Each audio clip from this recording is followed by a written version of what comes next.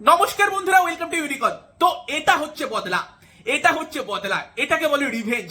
ইংল্যান্ডের vermi army আমাদেরকে বারবার মনে করাচ্ছিল লাস্ট টি20 ওয়ার্ল্ড কাপের সেমিফাইনালে তারা আমাদেরকে 10 উইকেটে হারিয়েছিল, এবং বদলাটা 10টা উইকেট নিয়ে অল আউট করে একটা বড় ব্যবধানে 68 রানের ব্যবধানে ইংল্যান্ডকে হারানোর থেকে এর থেকে বেটার ভাবে কোনোভাবে বদলা নেওয়া যেত না। একশন ভেতর অল আউট করে দিলে আরো ভালো লাগতো, বাট ঠিক আছে, বেশি এক্সপেকটেশন করেই ফেলি আমরা মাঝে মধ্যে। তো যাই হোক, তো সেখানে কিন্তু ব্রিলিয়ান্ট জয়। ইন্ডিয়া ফাইনালে, সাউথ আফ্রিকা বনাম ইন্ডিয়া ফাইনাল, শনিবার দিন সন্ধ্যে 8টা থেকে। সেই ম্যাচ নিয়ে তো পরে কথা বলতে হবে আজকের ম্যাচ নিয়ে। What a win, dominating performance. England লাস্টবার আমাদের ডমিনেট করে বেরিয়ে গেছিল, সেটাও একটা ভীষণ খারাপ দিন ছিল, বাট জবাবটা এইভাবেই দিতে হতো। তো অস্ট্রেলিয়ার এগেনস্টে বদলাটাকে আমরা 19 নভেম্বরের বদলা বলতে পারবো কিনা সেই নিয়ে একটু মনের মধ্যে দ্বিধা কাজ করছিল, যে অস্ট্রেলিয়া আমাদেরকে ফাইনালে হারিয়ে ট্রফি জিতেছিল, আমরা ছিটকে দিয়েছি। ট্রফি জিতলে বলতে পারবো বদলা কমপ্লিট, বাট এটাকে তো অবশ্যই বদলা বলতে পারি। টি20 ওয়ার্ল্ড কাপের সেমিফাইনালের বদলাটা টি20 ওয়ার্ল্ড কাপের সেমিফাইনালেই। এবার শুধু ট্রফির অপেক্ষা, ভয় তো ফাইনাল দিয়ে এখন থেকেই লাগছে, বাট দেখা যাক, যা হবে দেখা যাবে। বাট সেখানে আজকের ম্যাচ নিয়ে কথা বললে কমপ্লিট ডমিনেশন ইন্ডিয়ার থেকে। তো প্রথমে ব্যাট হাতে রোহিত শর্মা, সূর্যকুমার যাদব ব্রিলিয়ান্ট, তার সঙ্গে জাদেজা হার্দিকদের ফিনিশিংটাও ভালো ছিল, এবং তার সঙ্গে সঙ্গে বল হাতে অক্ষর প্যাটেল, জাসপ্রীত বুমরা, কুলদীপ যাদব। তো দেখো, প্রথমত পিচ দেখেই একটা প্রেডিকশন ছিল যে পিচটা পরের দিকে গিয়ে আরো স্লো হবে। টেলিগ্রামেও সেই নিয়ে আলোচনা করছিলাম যে অক্সফোর্ড, জাদেজা, কুলদীপের কিন্তু সেকেন্ড ইনিংসে গিয়ে বোলিংটা ভীষণ ইম্পর্টেন্ট হতে চলেছে, এবং ম্যাচ প্রিভিউতে আমরা আলোচনা করেছিলাম এটা, তাই নয় যে এই তিনটে স্পিনারের বোলিং কিন্তু ভীষণ ইম্পর্টেন্ট হবে। বিশেষ করে ইংল্যান্ডের এগেনস্টে কিন্তু বেশ কিছু তাদের মানে টপ 7-এ 5টা রাইট হ্যান্ডেড ব্যাটসম্যান আছে, তাদের এগেনস্টে অক্সফোর্ড এবং জাদেজার বোলিংটা কাজে আসতে পারে। তো সেখানে কিন্তু অক্ষর প্যাটেল কামাল দেখিয়েছে, কুলদীপ যাদব কামাল দেখিয়েছে।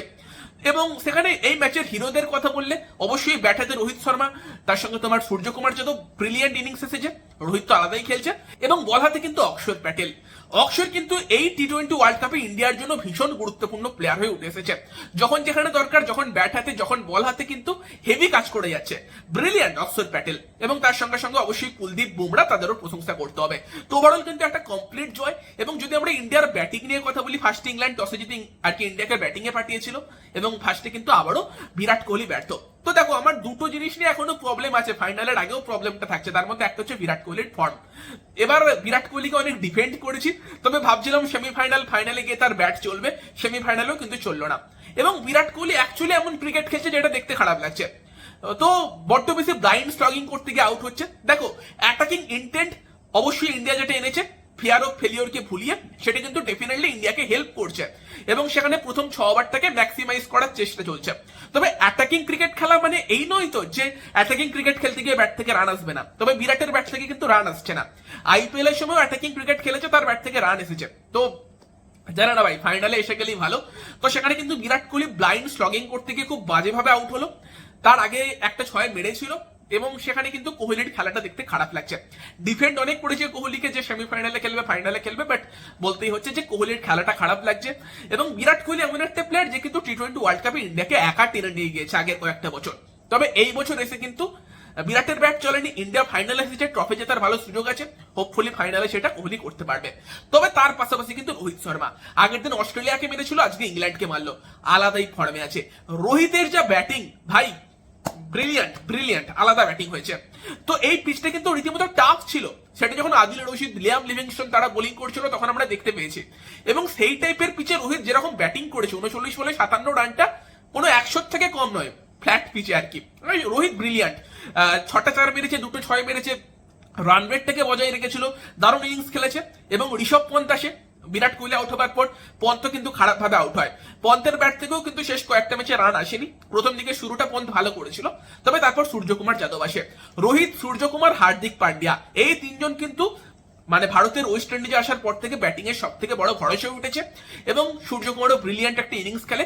রোহিত 39 বলে 57, সূর্য 36 বলে 47, এবং দুজনের মধ্যে একটা 73 রানের পার্টনারশিপ হয়, যে পার্টনারশিপটা কিন্তু ইন্ডিয়াকে ড্রাইভিং সিটে বসিয়ে দিয়েছিল। এবং সেখান থেকে আমি ভাবছিলাম যে 175 180 কিন্তু ইন্ডিয়া যদি এই পিচে করতে পারে, ইন্ডিয়া কিন্তু ম্যাচ জিতে যাবে। তার কারণ হচ্ছে পিচ কিন্তু রীতিমতো স্পিনারদের সাহায্য দিচ্ছিল, যেটা টেলিগ্রামেও আলোচনা করছিলাম। এবং সেখানে আর কি ইন্ডিয়ার যা স্পিনার আছে, স্পিন অ্যাটাক আছে, তারা কিন্তু রানটাকে ডিফেন্ড করতে পারবে এবং সেটার জন্য পারফেক্ট প্ল্যাটফর্ম কিন্তু সূর্যকুমার যাদব এবং রোহিত শর্মা তারা সেট করে দিয়েছিল। দেন 5 নম্বরে কিন্তু হার্দিক পান্ডিয়া আছে, যেই মুভটা অবশ্যই ভালো মুভ ছিল, যে হার্দিক পান্ডিয়া ভালো ফর্মে আছে, তাকে 5-এ পাঠিয়েছে। তবে 6-এ আছে জাদেজা, যেখানে আমার মনে হয়েছে তাহলে শিবম দুবেকে নিয়ে যাওয়ার অর্থ কি? যদি শিবম দুবের উপর ভরসাই না থাকে, সেখানে শিবম দুবেকে টেনে খেলানোর তো কোনো মানে হয় না। বোলিং করছে না, ফিল্ডিংও সাধারণ, এবং সেখানে ব্যাটিংও তাকে দিয়ে ভরসা করতে পারছে না, তার আগে জাদেজাকে পাঠাচ্ছে। এবং দুবের ব্যাট এমনিও ফাস্ট বোলারদের সামনে চলে না। হয়তো রোহিত ভেবেছিল যে এরপর ফাস্ট বোলাররা আসছে, সেখানে শিবম দুবে চলবে না, যদিও তারপর লিয়াম লিভিংস্টোন একটা স্পিনার ওভার করে দিয়ে চলে যায় এবং তারপর ফাস্ট বোলারের সামনে শিবম দুবে আসে, যাচ্ছে তাই ভাবে আউট হয়, পাই চলে না শিবম দুবে। এবং সেই জায়গাতে ভাই এই সিলেকশনটাকে নিয়ে কিন্তু প্রথম থেকে প্রশ্ন থাকছে এবং সেমিফাইনালে এসেও কিন্তু শিবম দুবে রীতিমতো সমস্যায় ফেলে দিতে পারতো। তবে সব থেকে ভালো কাজ শিবম দুবে যেটা করেছে সেটা হচ্ছে বল নষ্ট করে না, একটাই বল খেলেছে, প্রথম বলে আউট হয়ে গিয়েছে, যেটা ভালো কাজ করেছে। তো সেখানে কিন্তু একটা ভালো ফিনিশিং এর ইন্ডিয়ার দরকার ছিল, যে ফিনিশিংটা দেওয়ার স্টার্ট কিন্তু করে 18 নম্বর ওভারে হার্দিক পান্ডিয়া। জর্ডনকে 2টো 6 মারে পরপর 3 নম্বর 6টা মারতে গিয়ে কিন্তু আউট হয়। নিজের কাজের কাজটা 13 বলে 23 রান করে হার্দিক পান্ডিয়া করে চলে যায়। এবং তারপর কিন্তু তোমার অবশ্যই বলতে হবে জাদেজার কথা। জাদেজার ব্যাট থেকে রান খুব বেশি আসেনি, 17 রান এসেছে, তবে ওটা কিন্তু 9 বলে এসেছে, যেটা ডেফিনেটলি ইন্ডিয়াকে পরবর্তীকালে হেল্প করেছে।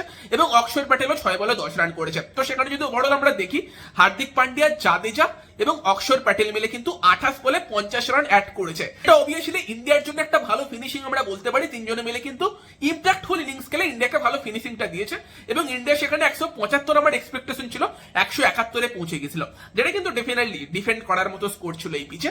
তবে দুবের ব্যাটিংটা নিয়ে কিন্তু এখনো চিন্তা থাকছে, ফাইনালের আগে কি চেঞ্জ করবে প্রশ্ন থাকছে, চান্স কম, দেখা যাক, সেই নিয়ে তো প্রিভিউতে আলোচনা করা যেতে পারে।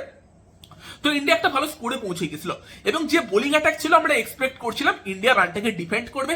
তবে সব থেকে গুরুত্বপূর্ণ উইকেট ছিল বাটলার এবং সল্টের, সেই দুজনকে আউট করতে হতো। সেখানে কিন্তু বাটলার শুরুটা ভালো করে, অর্শদীপের লেন্থ একটু মানে বিগড়ে দেবার চেষ্টা করে, তবে বাটলারকে কিন্তু 4 নম্বর ওভারে এসে অক্ষর প্যাটেল আউট করে। অক্ষর কিন্তু ভীষণ গুরুত্বপূর্ণ প্লেয়ার, মানে ব্যাট হাতে কন্ট্রিবিউশন করছে, পাওয়ার প্লেতে এসে বোলিং করছে। 4 নম্বর ওভার প্রথম বল বাটলার রিভার্স সুইং মারতে যায়, ক্যাচ আউট হয়ে যায়। 5 নম্বর ওভার জসপ্রীত বুমরা আসে, ফিল সল্ট, মানে লাস্ট 6 মাসে এই প্রথমবার আমি ফিল সল্ট আউট হওয়াতে খুশি হয়েছি। ফিল সল্টের ব্যাটিং খুব এনজয় করছিলাম এবং সেখানে কিন্তু ফিল সল্ট এই ম্যাচে চাইছিলাম তাড়াতাড়ি আউট হয়ে যাক এবং জসপ্রীত বুমরাকে কিন্তু মারতে গিয়ে আউট হয়। ভুল কাজ করে যখন অবশ্যই ফিল সল্ট, বুমরার মতো প্লেয়ারকে ওই জায়গাতে অ্যাটাক নেওয়া উচিত হয়নি এবং সেখানে কিন্তু 2টো উইকেট পড়ে যায়। দেন তারপর কিন্তু আবারও 6 নম্বর ওভারে অক্ষর প্যাটেল আসে এবং ভাই অক্ষর প্যাটেল বল করছে, বল ঘুরছে, মানে ওখানে মানে ড্রেসিং রুমে আউট হয়ে গেছিল জনি বেয়ারস্টো। আমরা তো দেখেছিলাম সেই একটা টেস্ট সিরিজ হয়েছিল যেখানে কিন্তু জনি বেয়ারস্টো ভয়ে কাঁপছিল অক্ষর প্যাটেলের সামনে, সেম অবস্থা। অক্ষর প্যাটেল আসে, বল স্পিন হয় কি হয় না, বেয়ারস্টো কিন্তু আউট হয়ে যায়। ওখানে কিন্তু 3টে উইকেট পড়ে গিয়েছিল এবং দেন তারপর কিন্তু আমরা ঋষভ পন্তের একটা ব্রিলিয়ান্স দেখি, যেখানে মঈন আলীকে আউট করে। এখানে কিন্তু ইংল্যান্ড একটা ভালো কাজের কাজ করেছিল, মানে আমরা আলোচনা করছিলাম যে ইংল্যান্ডের ডানহাতি ব্যাটসম্যানদের এগেনস্টে কিন্তু অক্সফোর্ড জাদেজা তারা কিন্তু এফেক্টিভ হবে, সেখানে যেটা যদি তারা সেটা না হতে পারে, সেই কারণে কিন্তু ইংল্যান্ড কি করেছিল, 3-এ পাঠিয়ে দিয়েছিল মঈন আলীকে, যাতে লেফট আর্ম স্পিনারকে লেফট হ্যান্ডেড ব্যাটসম্যান ট্যাকেল করতে পারে, বাট লাভ কিছু হয়নি। মঈন আলী কিন্তু রান আউট হয়ে চলে যায়। দেন ব্রুক ছিল, শ্যাম কারেন আসে, শ্যাম কারেনকে এসে আউট করে তোমার কুলদীপ যাদব, এলবিডব্লিউ করে, বেকার একটা রিভিউ নিয়ে ওয়েস্ট করে নিজেই ড্রেসিং রুমে চলে যায়। এবং তারপর কিন্তু দুজন লাস্ট রেকগনাইজ ব্যাটসম্যান ছিল, হ্যারি ব্রুক এবং তার সঙ্গে লিয়াম লিভিংস্টোন, এবং সেখানে কিন্তু হ্যারি ব্রুক সে একটু মারছিল, মারতে মারতে কুলদীপ যাদবকে রিভার্স সুইং মারতে গিয়ে কিন্তু আউট হয়ে যায়। রোহিত শর্মার ভালো প্ল্যানিং ছিল এবং সেটা রোহিতের সেলিব্রেশন দেখেও স্পষ্ট হয়ে যায় যে প্ল্যানিংটা কাজে এসেছে। তারপর ক্রিস জর্ডন আসে, তাকে কে আউট করে, কুলদীপে আউট করে বোধহয়, তাই তো, হ্যাঁ কুলদীপে আউট করে, এলবিডব্লিউ আউট করে।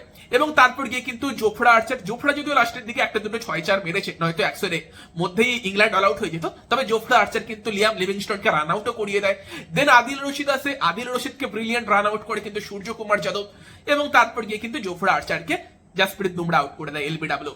এবং সব মিলিয়ে কিন্তু একটা ব্রিলিয়ান্ট জয়, 68 রানের জয়, অল উইকেট করে জয়, বিশাল একটা সুন্দর বদলা নিয়ে কিন্তু ইন্ডিয়া ফাইনালে যাচ্ছে। এবং সেখানে ডেফিনেটলি ডমিনেশন কাকে বলে সেটা আমরা আজকে ইন্ডিয়ার থেকে দেখেছি, গোটা টুর্নামেন্ট জুড়েই দেখছি। ফাইনালে কন্টিনিউ থাকলেই ভালো, যদিও দেখো ফাইনাল নিয়ে এখন থেকে টেনশন নিচ্ছে না, দেখা যাবে। খুব বেশি টেনশন নিয়ে এই টুর্নামেন্টে, তার কারণ হচ্ছে যখন টেনশন নিয়েছিলাম শরীর খারাপ হয়ে গেছিল, 20 নভেম্বরের কথা বলছি। ঠিক আছে, দেখা যাক কি হবে ফাইনালটা। ইন্ডিয়া যে অ্যাপ্রোচে খেলছে যেটা তো উচিত। তবে সেখানে কিন্তু অবভিয়াসলি আজকে একটা ডমিনেটিং পারফরমেন্স এসেছে। চিন্তার জায়গা দুটো থাকছে, একটা হচ্ছে শিবম দুবেকে ইন্ডিয়া ক্যারি করে করে নিয়ে এসেছে, ফাইনালে গিয়ে যেন সেটা নেগেটিভ ইম্প্যাক্ট না ফেলে, এবং তার সঙ্গে সঙ্গে কোহলির ফর্ম। হোপফুলি কোহলির থেকে ফাইনালে একটা বড় ইনিংস আসছে, আশা রাখতে পারি।